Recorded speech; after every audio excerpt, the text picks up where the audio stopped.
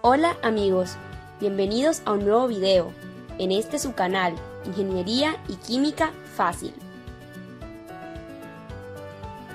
Un elemento químico es una sustancia que está formada por el mismo tipo de átomo, es decir, es un material atómicamente puro. La mayoría de los elementos conocidos provienen de la naturaleza y se encuentran en ella ya sea de forma monoatómica o formando compuestos con otros elementos. La tabla periódica de los elementos químicos fue creada para ordenar los elementos químicos conocidos con base a sus propiedades y características. Los elementos químicos pueden clasificarse de varias maneras.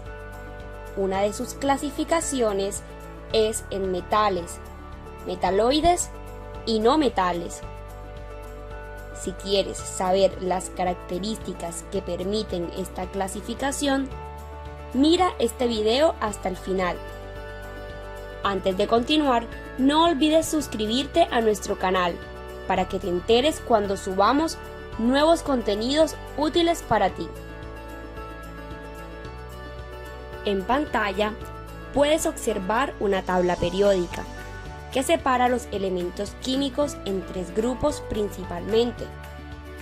Los metales, que aparecen en color verde, y son la inmensa mayoría. Los no metales, en color naranja, que exceptuando al hidrógeno, se posicionan en el extremo derecho de la tabla. Y los metaloides, en color azul, que apenas cuentan con 7 elementos.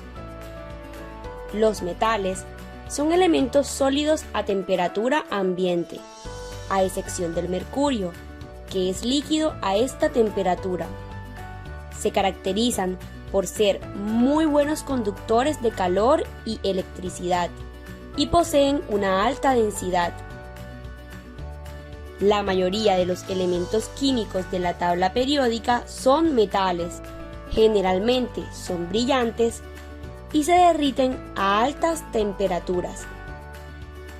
Su forma puede cambiar fácilmente y pueden ser convertidos a cables y láminas sin romperse.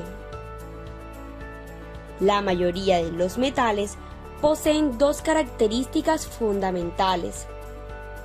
Son maleables, es decir, pueden formar láminas delgadas, y son dúctiles, es decir, pueden estirarse para formar hilos muy delgados o alambres. Los metales son especies que ceden electrones con facilidad, por lo tanto, de ellos es normal que se originen cationes. Además de esto, son corrosivos, es decir, se desgastan y oxidan en contacto con el agua. Ejemplos de metales son el hierro, el magnesio y el oro. Estos son muy utilizados en la fabricación y construcción de estructuras. Es muy común encontrar a los metales en forma de aleaciones, es decir, una mezcla de metales o una mezcla de un metal con otro elemento. Por ejemplo, el latón es la mezcla de zinc y cobre, mientras que el acero es una mezcla de hierro metálico con cantidades variables de carbono no metálico.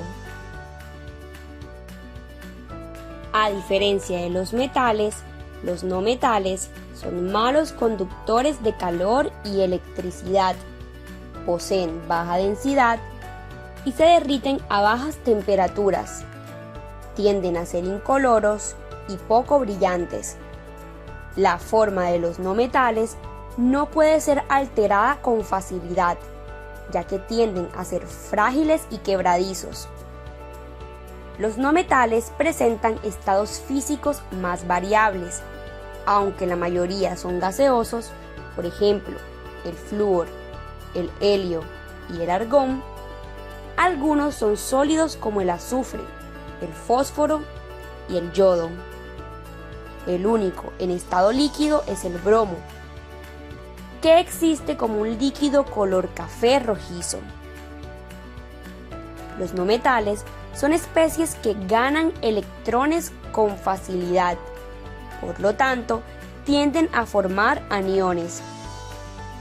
De este comportamiento se excluyen los gases nobles, debido a su falta de reactividad al poseer ya 8 electrones en su capa más externa.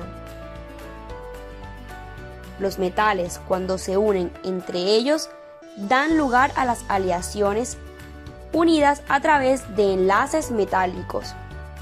Los no metales, por su parte, originan compuestos covalentes mediante la formación de enlaces covalentes. Ejemplos de no metales son el cloro, el yodo y el neón. Muchos no metales forman parte de moléculas orgánicas que componen a los seres vivos.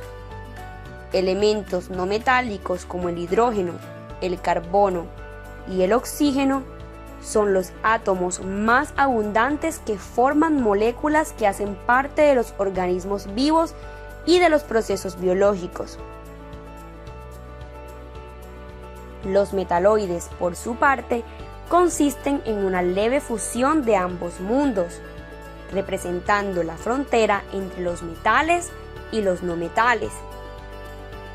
Estos presentan características físicas y químicas tanto de metales como de no metales. Son en su mayoría sólidos blancos y plateados, ligeramente densos, semiconductores y quebradizos. Conducen la corriente eléctrica mejor que los no metales, pero no son tan buenos conductores como los metales, razón por la cual tienen numerosos usos a nivel industrial.